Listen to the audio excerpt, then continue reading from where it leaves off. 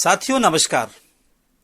मैं एक बार फिर से अपने मन के उद्गार व्यक्त करने के लिए भाई नीरज करौसिया जी के सहयोग से आप सभी के सामने उपस्थित हूं।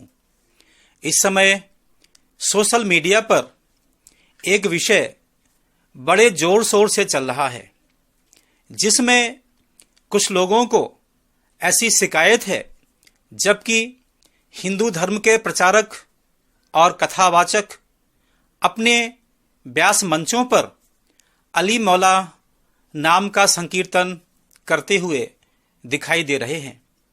मेरा इस संदर्भ में केवल इतना ही कहना है, यदि इस प्रकार के भजन प्रसंगवश गाए गए हैं तो उन्हें अन्यथा नहीं लिया जाना चाहिए, किंतु यदि हमारे कथावाचक जान मानकर इस प्रकार के काम कर रहे हैं तो फिर उस पर प्रतिवाद किया जा सकता है।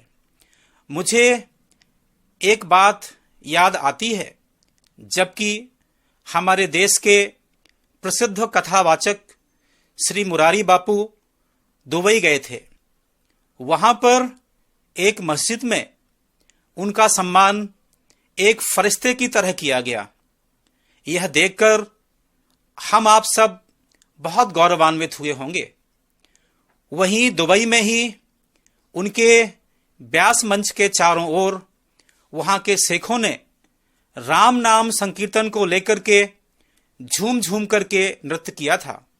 यह देखकर के भी हम सभी को बहुत संतोष हुआ होगा। मैं एक नाम और लेना चाहता हूं, वह नाम है गुरु माँ का।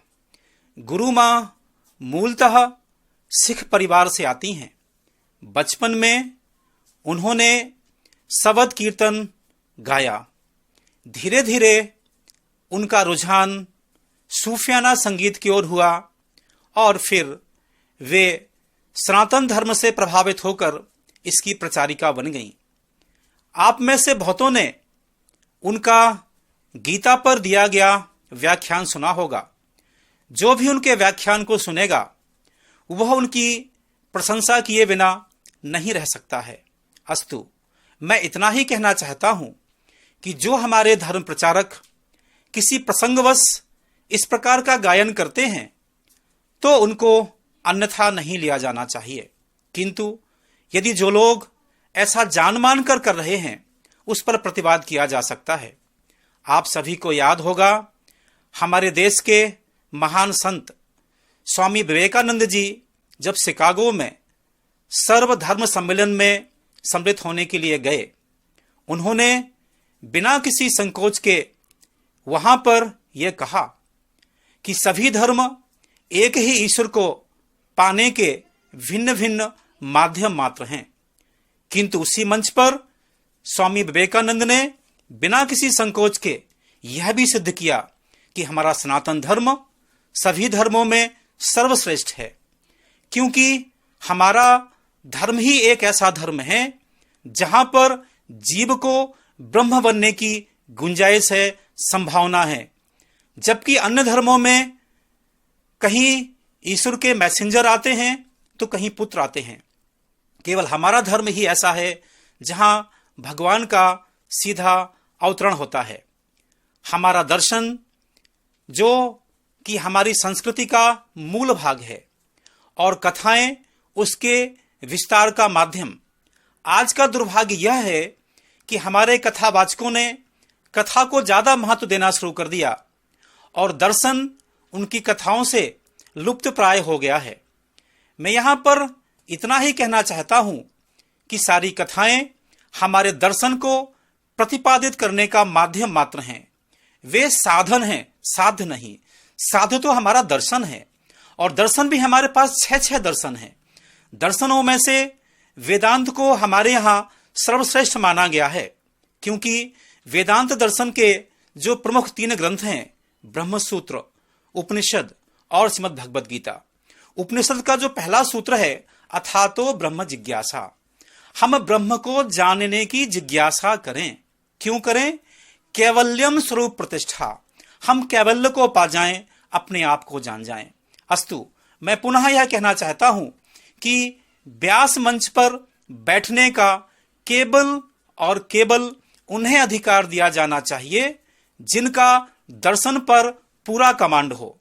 ऐसे व्यक्ति जो 4 दिन जाकर के किसी कथा को सीख करके आ जाते हैं और फिर वो कथा व्यास बन करके जो अपना प्रचार प्रसार शुरू कर देते हैं, उसके माध्यम से वे धर्म के साथ न्याय नहीं करते। मेरा अनुरोध है सारे धर्माचार्यों से जो देश के हैं, वे एक साथ एक मंच पर बैठें और कोई ऐसी सहमति बने कि जब तक किसी व्यक्ति को हमारे दर्शनों का समुचित ज्ञान नहीं है, उसे व्यास मंच पर बैठने की छूट ना दी जाए। मैं एक बात और कहना चाहता हूं, जो हमारे इस धरती पर अन्य धर्म हैं, उनका प्रचार और प्रसार या तो बलपूर्वक किया गया या तो छल पूर्वक, किंतु मुझे हिंदू होने के नाते बड़ा गौरव है कि हमारे धर्म का प्रचार संसार के कोने कोने में केवल प्रेम पूर्वक किया गया। इस बात का उदाहरण हरे नामा हरे कृष्णा मिशन है। आज भी यूरोप, अमेरिका और रशिया में प्रतिवर्ष हजारों की संख्या में लोग प्रेम पूर्वक बिना किसी भटकाव के हिंदू धर्म को अपना रहे हैं और उसके अनुयायी बन रहे हैं। आज ऐसा इसलिए हो पा रहा है क्योंकि वहां मूलतः दर्शन को समझाया जा रहा है।